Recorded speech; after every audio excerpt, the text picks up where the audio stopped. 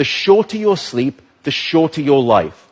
The decimation of sleep throughout industrialized nations is having a catastrophic impact on our health, our wellness, even the safety and the education of our children.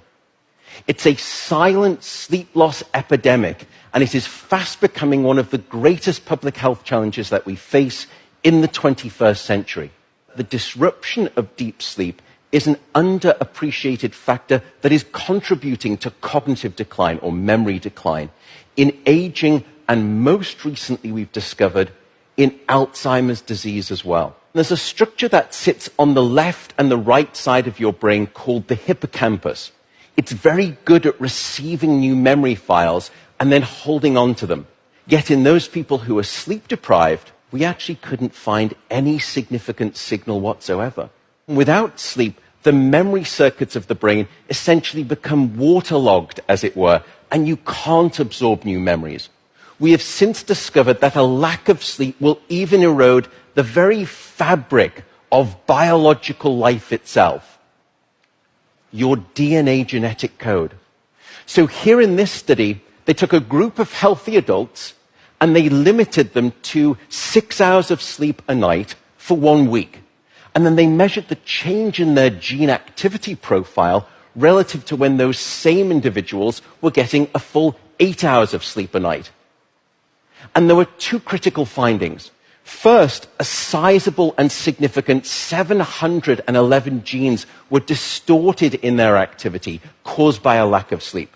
The second result was that about half of those genes were actually increased in their activity, genes associated with the promotion of tumors, genes associated with long-term chronic inflammation, and genes associated with stress, and as a consequence, cardiovascular disease.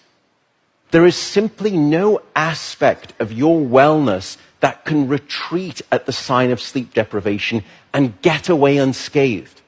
And at this point, you may be thinking, oh my goodness, how do I start to get better sleep? What are your tips for good sleep? The first is regularity. Go to bed at the same time, wake up at the same time. No matter whether it's the weekday or the weekend, regularity is king. And it will anchor your sleep and improve the quantity and the quality of that sleep. The second is keep it cool. Your body needs to drop its core temperature by about 2 to 3 degrees Fahrenheit to initiate sleep and then to stay asleep. And it's the reason you will always find it easier to fall asleep in a room that's too cold than too hot. So aim for a bedroom temperature of around 65 degrees or about 18 degrees Celsius. That's going to be optimal for the sleep of most people. Sleep, unfortunately, is not an optional lifestyle luxury.